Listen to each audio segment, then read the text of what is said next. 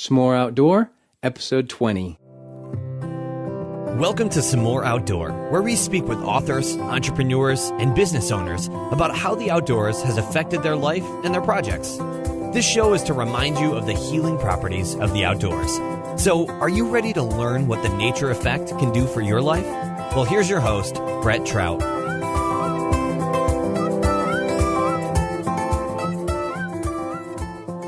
Hello, S'more Country. I'm your host and personal outdoor advocate, Brett Trout. It's time to roast up your marshmallows, sit back, relax, and enjoy the treat I have for you today on today's Campfire Chat. I'm excited to have my very special guest today, Brendan Hufford. Welcome to the Campfire Chat, Brendan. Hey, Brett. Thanks for having me, man. I'm pretty pumped to roast some marshmallows. Awesome. So Brendan owns a Brazilian Jiu Jitsu clothing brand called OK Kimonos at okkimonos.com, which does six figures in revenue while he works from 3 to 5 a.m. every morning, some nights and some weekends, and he's been doing that for the last few years. He has two blogs at gireviews.net and okkimonosblog.com. He's a full-time high school assistant principal, trains in Brazilian Jiu Jitsu, as well as does strength and conditioning training. Brendan has recently launched his podcast, Entrepreneurs and Coffee. The things that matter most in his life are his faith, church, and spending time with his wife and son. So, Brendan, I've given a little overview about you. Why don't you go ahead and take a moment and share with our audience what you love to do and who you are? Like you said, Brett, I love my church. My church, I believe very firmly church is people. It's not a building. I love my church family. I love my faith. I love God. I really love my wife and my son. And I love Brazilian Jiu Jitsu. I fell in love with the martial art, kind of my senior year of college. And I've been training pretty consistently after that, all the way up till now. And so that's the last probably like 7 or 8 years. And, it really helped me make a lot of big changes in my life. I was living a very unhealthy lifestyle, a lot of like partying and drinking and smoking and stuff. And I really turned my life around with God and Brazilian Jiu Jitsu and my wife.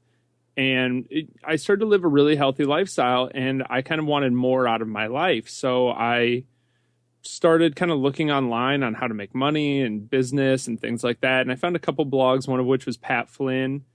And I started a few websites and things like that, built some email lists, and eventually just started my own brand. And that, really, really intrigued me. I went all in on it. I get up at 3 a.m. every day, freaking just pumped to work. And just crush it. It's just how I'm wired. Like, I love it. I have a problem where I have to actually track my sleep because I won't sleep. And I'll just turn into this horrible monster over time. And my wife has to kind of like rein me in. She's like, how long have you been sleeping every night? It's like, I don't know. I just love it.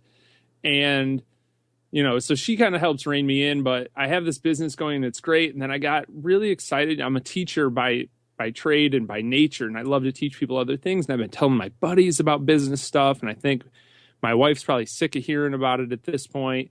So I started the Entrepreneurs and Coffee podcast to kind of share everything I've learned bootstrapping this business while still working full time. That's such a great story, Brendan, and I appreciate you sharing that and coming on here and just sharing with our audience S'more Country. Basically, S'more Country, they have challenges in their lives and have, they're working a lot. They're driving to work every day, supporting a family. They're in debt and they're stressed all the time. And so the goal of this show is to help people understand the benefits of the outdoors and how the outdoors can have an impact in their business and their life. And so I'm excited to have you on the show today and just share your story on how you utilize the outdoors to help you sustain your levels of sleep, I guess you would say, and to your passion and your excitement for your business. Because a lot of people have forgotten about how the outdoors can have an impact in their life. And so they don't get out as much as they used to. And so we'll talk a little bit later about them in the show. But I always like to start off the show with either a nature quote or some type of mantra that you live by. Nature quote, because that's the theme of the show. But if you don't have a nature quote or a mantra, what do you have with it for us today? So I'll give you two. The first one is something that's very near and dear to my heart, which is a quote by Tony Robbins where he just says, if you can't, you must. And I love that because it really encourages me to step out of my comfort zone and step into fear. And whenever I feel like I can't do something, it's like, dang it, because that quote just pops into my head. All right, I can't do it. Crap, now I have to. Mm-hmm. That sucks. But what I'm really excited about, and I'm sure a lot of, S'more Country have heard of the show Parks and Rec. Brett, have you ever watched Parks and Rec? No, I haven't. Oh, it's the freaking best. So there's an actor, his name's Nick Offerman. He plays a character called Ron Swanson, who's like pretty much an totally over the top, like physical, modern embodiment of Theodore Roosevelt. And I love him. The character is brilliant. But in this show, he says, I think it's pointless for a human to paint scenes of nature when they can go outside and stand in it. And it's a silly quote about nature, but it reminds me that it's always there, and it's always a lot closer than you think it is. You can just go outside and stand in it and be present and be aware and detach, even if for 30 seconds or 10 minutes or, a week. If you go somewhere, like, you can really detach when you're away and in nature. And that might just be at the park down your block, or it might be going someplace really wild, but it's always right there. Yeah, absolutely. And, that quote brings images to my mind, obviously. And he talks about painting pictures, painting photos and stuff. But like when you look online right now and you go on Instagram and you go on Facebook, now there's so many people that are attaching quotes to outdoor scenery, or they're uploading pictures on the, I'm laughing because I do that all the time. Everybody, like, I do too. All my quote pictures, I take the pictures that I've shot of nature and put them behind right. it. That's so funny. Right. And when we're out there, we take very little pictures of people, but those moments, we want to capture those moments that really inspire us. And like right now above my desk, I created a picture of Yosemite Valley on this wood plaque. It's black and white. It's really cool looking, but it's a visual. It's more of a visual stimulation for me when I'm not outside, to just, get that feeling. And I think a lot of people do that, even though photos and paintings don't replicate the outdoor in itself and what it can do for you. The visual aspect of it and what it can do to stimulate your mind can have a huge impact on how well you feel. And one of the things that I really enjoyed watching a while ago was when Ken Burns came out with the National Parks, America's Best Idea. That was so cool. And that came around the time when I was starting S'more Outdoor, and the original idea was to take people camping in the national parks. But even the feeling that I got from watching that, it was just so peaceful. And rather than watching some show on TV, whatever type of show, it was just really cool watching that kind of show. So, well, thanks for sharing that with me, Brendan, and I appreciate those quotes. I want to jump back for a little bit, because at S'more Outdoor, I want people to really live with that childlike wonder that we used to have when we were kids. No stress, just having fun, being outdoors, getting dirty, whatever we did outside. So I want you to take us back to a time in your childhood and share a story that you have about your experiences around the outdoors, and really take us to that time and bring us into your story. So, Brett, I gotta make a confession. I'm a scrapper. I'm like a fighter. I was an aggressive kid. I'm kind of an aggressive adult. And my mom and I used to, because it was just me and her kind of growing up, so we didn't have a lot of money. So we did a lot of like fun, free activities. I didn't know we were doing them because they were free at the time, but that, you find out later, right? So we would go and walk around this lake, and we would just walk around and around and around and around. And it was beautiful. But I would find a stick, like a strong, sturdy stick, and I would fight all of the trees all the way around. Like I was a tree beater. Like I was that little kid that would find a stick and just hit all the trees, just constantly fighting the tree branches. And then I'm going to go fight this bush, and then I'm going to do that. And I know it sounds silly, but like, because I'm the kid like destroying all the natural scenery, but that was so much fun for me just to be out there. And I have such intense visual, like sensory memory of being there and what that looked like and what that felt like. And there was this little bridge that my mom always used to tell me there was a troll underneath it. So I would always check, probably because I wanted to fight him with my stick. I don't know. But I have such strong, like, positive memories of being out there when I was a little kid. And we used to do that a lot, which means we did not have any money, but we would go out there a lot, and it was really amazing. Brendan the tree beater. I love it. Just Yeah. taking that stick and What smacking a it jerk. around and getting that little childhood aggression out. But like you said, you took us to that time and that story in your life. It's something that you always remember. And what I want to share with our audience with S'more Outdoor or S'more Country is that, like you said, your mom didn't have a lot of money. And what did she do? She took you out of the house, away from the TV and if games or whatnot, and took you to walk and let you just be the kid that you wanted to be. Let you, imagine that there was a troll under there, and really just, allow your imagination to bloom, if you will. So what a great story. Well, thank you. So as an adult, I want you to take us on another outdoor experience and tell us a story of a time when you visited one of the most amazing places that you've ever been to, and take us to that time in your life. Tell us that story and really share with us that experience and the effect that nature had on you. So my wife and I decided prior to my son being born, we went down early in our marriage to the U.S. Virgin Islands, and we went to St. John. And to get there, you fly into St. Thomas. Have you ever been there? No, I haven't. Okay. Well, it's freaking wild if you're crazy like us. So we get there, we land at the airport, and they're like, no, there's cabbies outside. Like, this lady on the plane tells us, like, I'm from here. There's cabbies outside, and they'll take you to the boat to go to St. John from St. Thomas, but they're going to charge you like $50. Just go down the street, and there's a cab that'll pick you up there if you just walk like a half mile down the road, and it only costs $1. We're like, screw that. We're going to take the dollar cab. So here we are, we have no idea where we are. We're just walking down this crazy road with nobody around. We walk past the end of the airstrip. There's nobody around. And these two kids walk by, and we're like, man, where's the bus stop? They're like, oh, it's over there. And they point, and there's this bent metal pole sticking out of the ground. It looks like it used to be a stop sign, but like the stop sign has been ripped off and it's bent in half. We're like, all right, whatever. So we stand there. This pickup truck pulls up. That's the cab. Like, pay the guy $1 and sit in the back of his pickup truck. He drives us across the island. We almost die like 12 times flying. Like, he's whipping through these hairpin turns. We finally get on the boat. We get over to St. John. And I feel like I'm in another freaking planet. Like, we've been through this adventure that, like, for sure, like, this is how all those, like, they went missing stories begins. We're doing everything wrong as tourists, but we're having, like, it's a great story, right? We make it there and we drop our stuff off at where we're staying, and we're like, let's just go explore. And we end up on this beach. It's called Honeymoon Beach.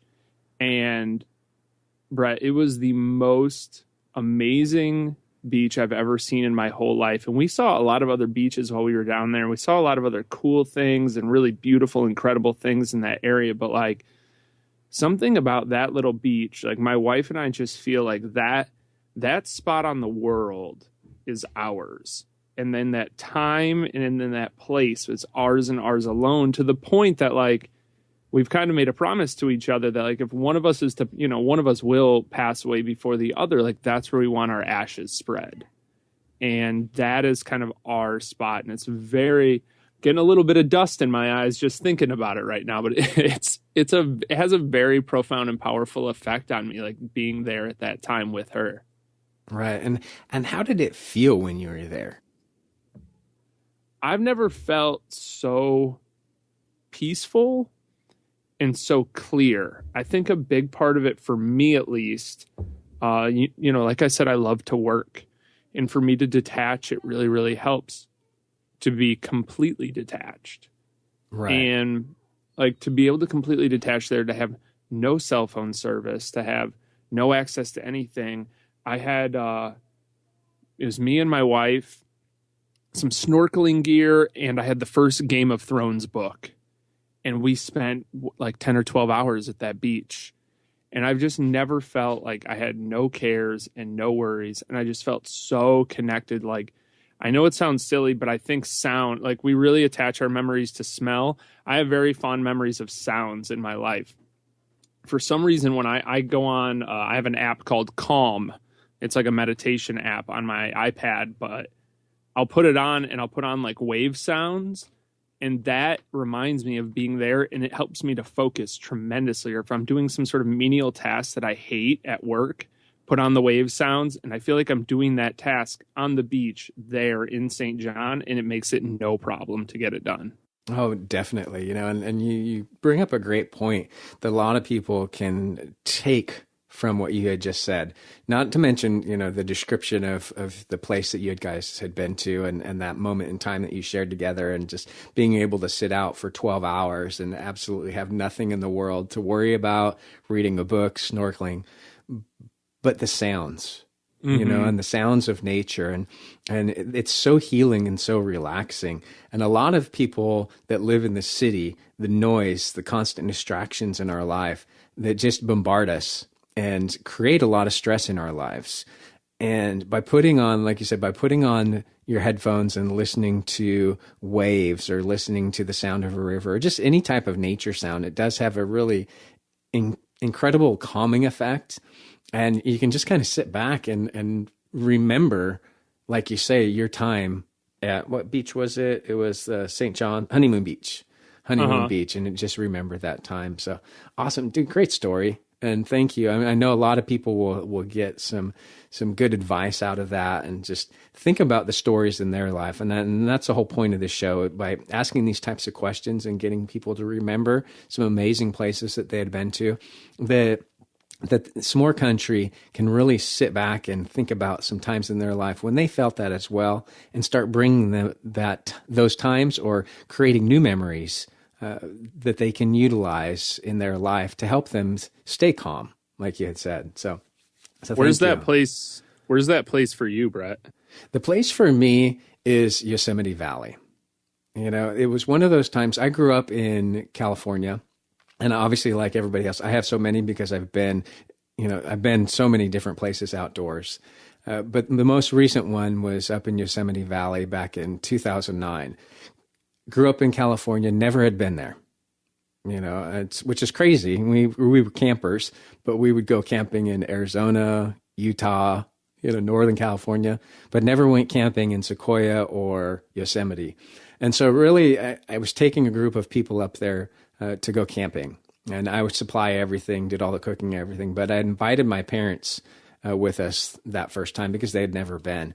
And you see all the pictures and stuff, but like coming out of the tunnel leading into the valley, it just opens up, and you see the waterfall that's on the pictures, Bridal Veil Fall, and it was just green and it was just gorgeous. And it was just, every time I get into a place like that, it just makes me feel at peace with myself, as well as it shows me the beauty that God has created for us. And I love, even though I was surprised at how many people were actually there, it was like a little city inside the valley. But what excited me was just the amount of people that went there to experience what I was experiencing. And I can talk forever. I've got, different unique locations that I've been to around California and most of the Western United States. But Yosemite Valley was the most recent one that had a huge impact on me. That's rad. Thank you. So the nature effect, when you get out there, and we're talking about how nature has an impact on us and what we remember about these childhood memories and these beautiful experiences, I've come up with a term called the nature effect. And it's basically the impact that nature has on us. How has the nature effect had an impact in your business and your life today? I stole this idea from a guy named Bobby Kim. He's also known as Bobby Hundreds. He's one of the co-owners of this really amazing streetwear brand that I like called The Hundreds. And he takes his design team a couple times a year. They just leave and they get away and they go someplace kind of remote and work on their next season of clothes and designs and kind of map everything out. And I tried it a couple times and it really works. Like when I want to map out the next 6 months for OK Kimonos, or I want to map out, what the next 6 months or a year's look like for maybe entrepreneurs in coffee or whatever, I leave I did it with my wife's family, you know, and you're with the whole family, but there's something really special about getting up in the morning, going out by yourself into nature and taking maybe, you know, a journal or something with you and just mind mapping and thinking and being completely alone, completely isolated out in nature, that I have my best, literally the best, if I were to source like the top 5 things that have ever made a huge impact in my business, every single one of them, without a doubt, has come while I was away in nature somewhere, whether it was when I was in St. John and I had the idea to freaking start a business, or I was with her family in Wisconsin and I decided to start a freaking podcast. Like, every time I make a big decision, it's because I've escaped to nature, to the point that I've seen the power that that kind of has. And I love it. And I want more of it. And it sounds silly, but I almost don't want to spoil it. Like, my wife and I, we go to these places or we do these things and we really get away out into nature. And it's like, wouldn't it be nice to live here? I don't know. I don't know if I'd appreciate it as much. I think, you know, just like I live in Chicago and I always wonder, like, why does the air hurt my face? Like, why do I live somewhere where it's so freaking cold? Well, I think if I lived in San Diego and it was like kind of sunny and 70 every day, like, a lot of people I know live there, they just don't appreciate it after a while. They almost get annoyed that the weather's so regular all the time.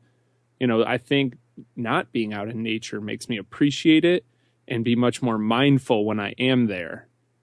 So I don't try and overdo it too much.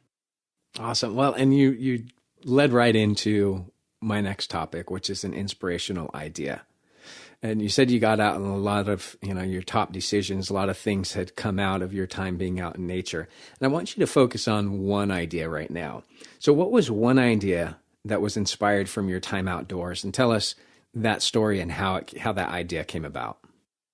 A couple of years ago, I read the book Crush It by Gary Vaynerchuk, and it really inspired me. And one of the exercises he says that you should do if you're going to start a blog or a YouTube channel or a podcast or whatever, and you want to talk about a topic that you're passionate about, he said, write out 50 blog topics or write out 50 podcast topics. And if you can't think of 50, either that topic's not that interesting or you're not that interested in it.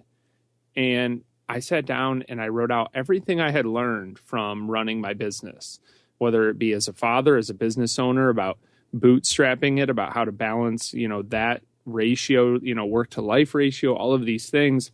And I ended up with like a list of 100 things. And I was like, I can do this. I can do a podcast about this. And I get to interview people that I think are super rad. Like, awesome. That sounds great. And I have 100 episodes already planned out of things that I want to share and things I want to talk about. And I just don't think with the pressures of being, you know, in my regular environment, I could have had the clarity or the time or the sense to do an activity like that. And I'm very thankful that I was able to be out in nature and do that type of thing. Where were you when that idea came to you? We were up, I want to say it was Sturgeon Bay in Wisconsin. And I woke up, I'll send you a picture so that if people want to check like show notes or whatever, you can show them this picture of exactly where I was. Her parents were like, we were all like, her whole family, extended family was in this like little cottage. And I was sitting out on the grass out in front of the cottage looking over the bay, kind of like Indian style, just writing. And it was incredible. Well, and isn't it amazing what happens when you're out there? Oh, it's wild. That's what I love about talking with people is just their experiences in the outdoors, because obviously somebody like myself who loves being out there all the time. It's been so awesome to be able to start a podcast and talk to people like you and to share your stories and just to talk about ideas, because everybody loves, you know, we all, when we're at work, we talk about things going on in our lives, or we talk about, you know, what we're going to do on our next vacation and things like that. But when we're outdoors, we love talking about what we did, you know, whatever activity that we love to do outside. We always come back to those memories. Those are the fun memories to talk about. And you know what? People. Like, I grew up in upstate New York, And I'm super not jealous, but I'm like, I think it's super cool the experiences you've had in nature, because a lot of my experiences, I've never been out like in the western part of the United States. Like I've been into the Midwest and then I fly to California and that's it. Like I've seen these things from airplanes and I'm so excited. Like I'm 30, so I have a lot of life ahead of me. And I'm excited because I have a 1.5-year-old son that when I go to these places, I'm gonna be able to share this stuff. It'll be first time for me and first time for him seeing these things. But I'm really, really excited because I grew up in upstate New York and I was around hills and mountains, and living in the Midwest for so long, it's like, ugh, you forget what it's like. It's so flat all the time. And then you go back to visit family in New York and it's like, oh, driving is fun again. Like I enjoy driving in the hills and the mountains. Like it's kind of, you have to pay attention. Not every road goes straight for 20,000 miles, you know? Right. So I can't wait to go out and see these types of things, you know, to see like Yosemite and that type of stuff with him. Well, and when you're a kid, you are so immersed in that environment, you don't think about the impact that it has on you. But when you go back and you're breaking away from your daily routine, you come to appreciate it more because you don't spend as much time out there like you used to. And like you said earlier, you go out there for those ideas and if you lived in San Diego, you may not appreciate the weather as much if you were living there like you do when you're in Chicago and you can go someplace else and enjoy that, right? Right. But you can eventually just start people can be more appreciative. Oh, absolutely. Not everybody has the ability to move there, Correct. And not everybody has the ability to, visit a national park.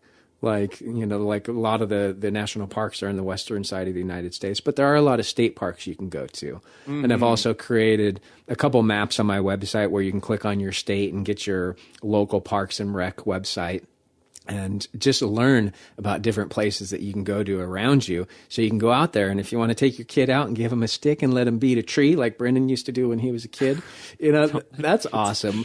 It's fun. For sure you're going to get judged, though. Yes, sure, just don't take an axe or something, Right. My brother and I got in so much trouble one year when we were camping up at Lake Shasta on the lake, and we had an axe and chopped down a little tree.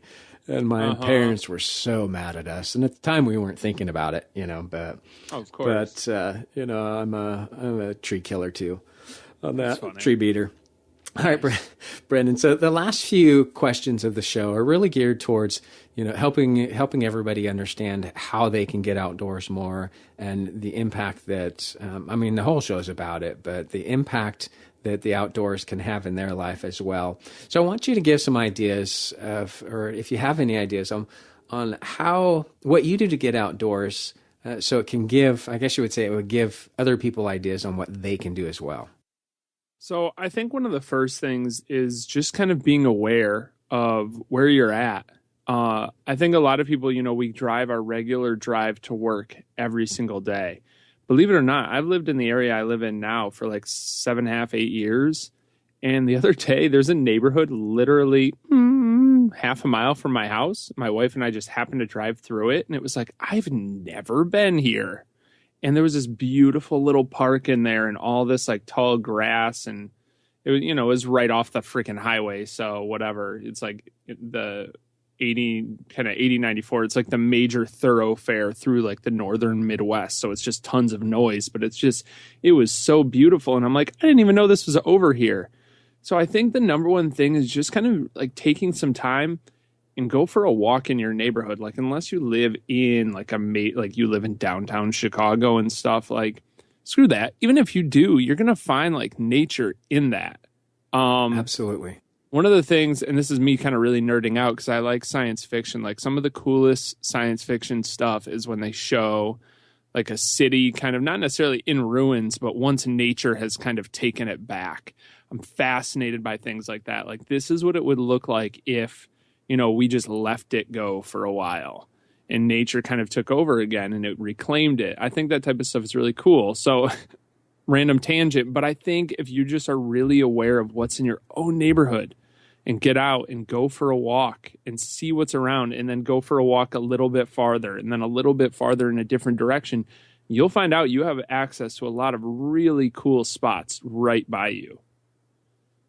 I think bigger than that is being really intentional about it. Obviously, you're listening to this podcast, and that means you're super freaking rad. There's a lot of resources out there to find out really, really cool spots. And don't neglect, like a lot of times people on social media and stuff wouldn't think to do this, but start asking followers, friends, fans, go in a Facebook group and be like, hey man, are there any like cool spots that nobody would know about in Northwest Indiana? You know, is there a cool spot in Southern California that not a lot of people know about? And people will tell you, they're like, no, there's this really cool cliff face over here and go see this. It's there. You just gotta, the resources are there more than ever for you to find out. So when you don't spend time outdoors, what negative effects do you see in your life and business? And how do you make sure it's one of the most important things that you do? So this is a big thing for me. When my son was born, I moved my whole office and everything down into the basement. And we don't get there's a couple little like glass block windows and stuff, but not a lot of light comes in. And I don't get to have any plants down here because they'd all die. So like a weirdo, I went to IKEA. Don't judge me. I went to IKEA and I bought a bunch of fake plants, and I have a bunch of fake plants on my desk. And I know it sounds silly, but just seeing the green and being able to look at them and stuff makes me feel really freaking good, because there's a normal plant would die down here in my basement, but I love these. And it's really all I can do. But one of my goals is to move my office at some point to a place with like giant windows.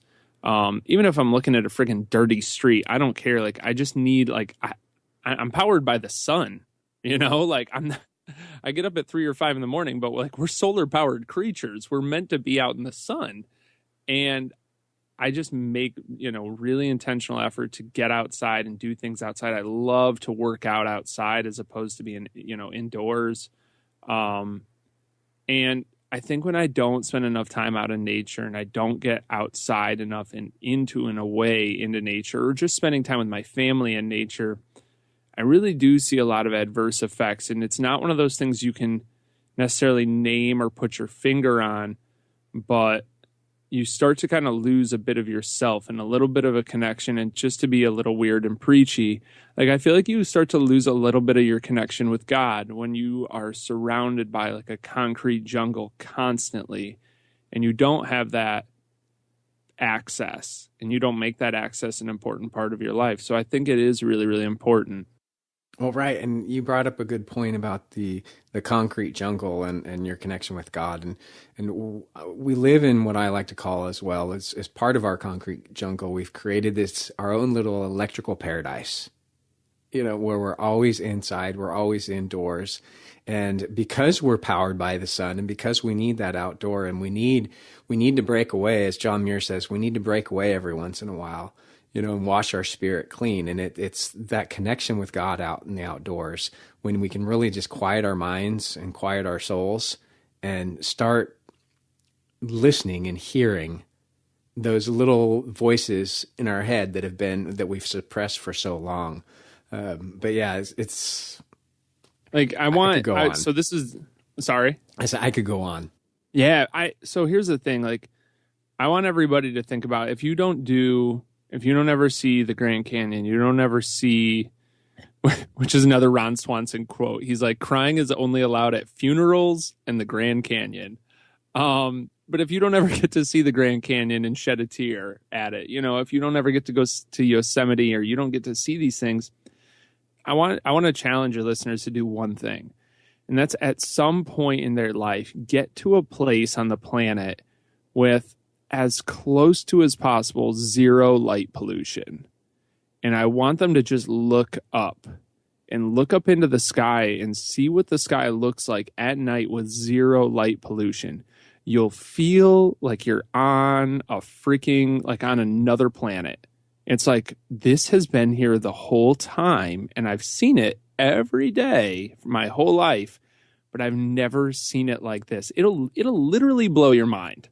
You'll have to take some time to like deal with it for a minute, because it's so, I can't even think of the right word right now. Like, it's a total paradigm shift when you see what's really in outer space and you see what's really in the night sky with no light pollution. It's a lot more accessible than you think. So I definitely challenge them to try that out. Oh, and it's beautiful. I know last week we talked with Dan Miller, and he talked about him and Joanne going down to an island. I forget what the name of the island was right now, but off the coast of Belize. And they spent a week down there, and he said it was just amazing. And he said the exact same thing. He was in a place where there was no light pollution, and just to be able to see the vastness of the universe and just realize that he was this little speck in this world, and just the grandioseness of, I guess that's a word, grandioseness.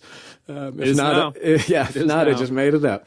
But yeah, exactly. Just being able to get out there and do something. So that leads me into this next question. You talked about finding some place.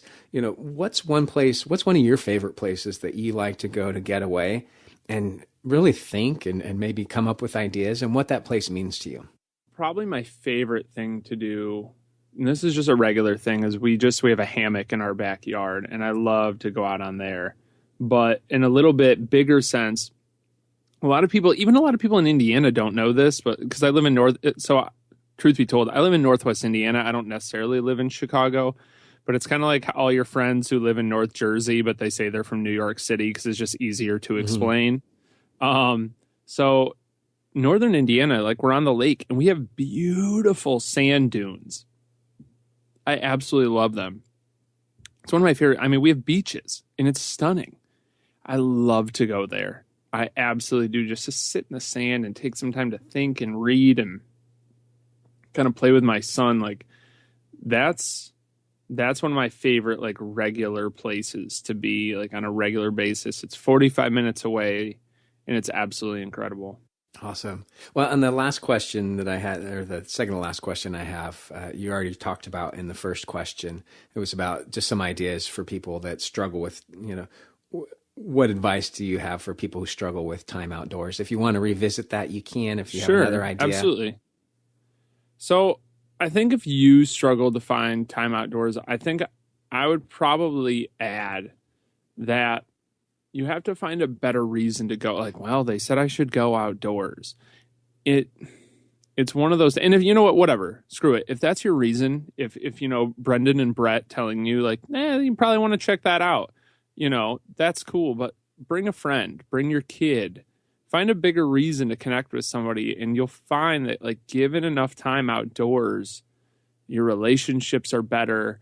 The talks you have with your friends, especially, and I'll just say this from a male point of view, like the time I can spend with my male friends outdoors has been, like, some of the most transformative and transparent, and just, like, the bonding that goes on there is really incredible.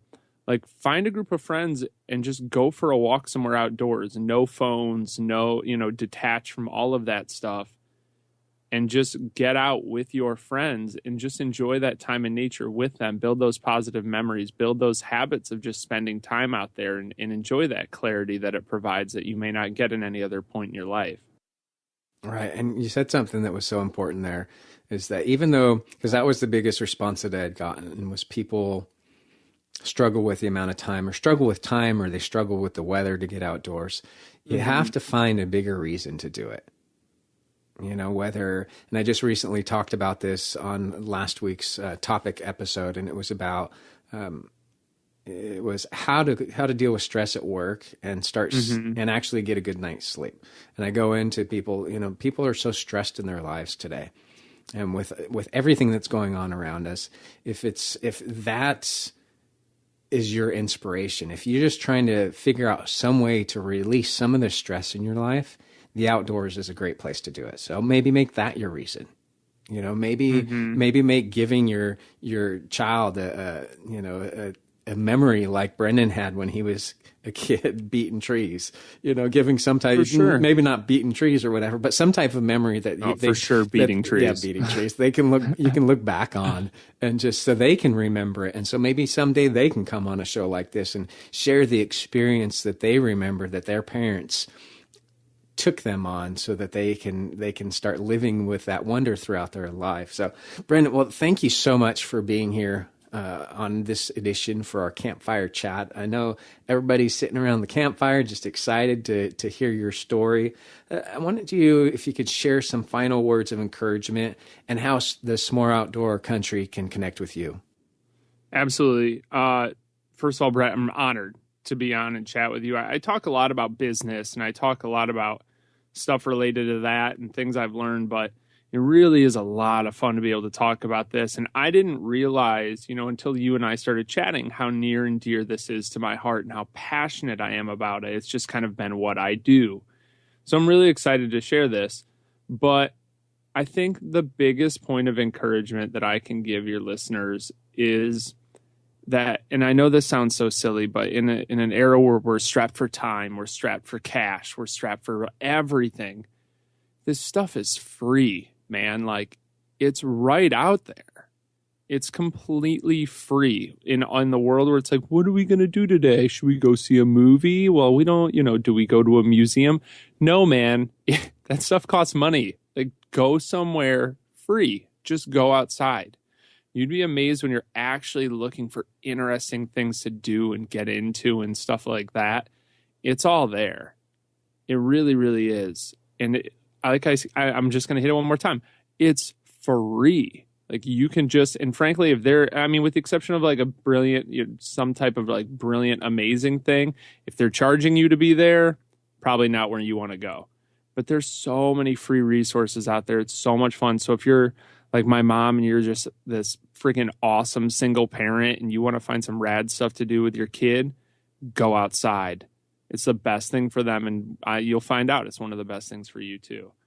As far as getting a hold of me, the best way to get a hold of me is on Twitter, at Brendan Hufford, or just check out my podcast. It's just because nobody knows how to spell the word entrepreneur, including me. You can just check it out at eandcoffee.com.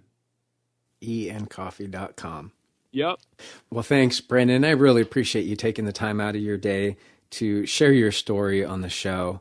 It's just been awesome, dude. Such a pleasure chatting with you. Thanks, Brett. I really appreciate it. Thanks again for the time. Well, that's it for today's episode of S'more Outdoor. Once again, I'm just so excited to be here with you to share the stories and outdoor experiences from people like Brendan. A few things before I go. You can head on over to s'moreoutdoor.com to see a recap of Brendan's show on his show notes page. With ways that you can connect with him, just type Brendan in the search bar. If you enjoyed this episode as much as I did, we would love it if you would leave a comment on his page where Brendan and I will respond. And to stay updated with new episodes, I would appreciate if you would subscribe to the show in iTunes or on Stitcher and leave a rating and review. This helps to get the show noticed so that others like you and I can learn about how the nature effect can have an impact in their lives and they can become inspired by these stories. Also, if you know anyone who's struggling at work or maybe someone who's just a little stressed and things aren't going well for them, or you have friends that actually don't listen to podcasts or listen to Stitcher, but they're on their computers and their phones all the time, I would be honored if you would tell them about s'moreoutdoor.com, the shows that you listen to. That way they can listen to the show on the website and not miss out on this message. So I hope that Brendan's story has inspired you to reconnect with nature and start living with childlike wonder again. Thank you so much for tuning in to the show that's changing lives around the world. Until next time, I challenge you to do something this week to get s'more outdoor.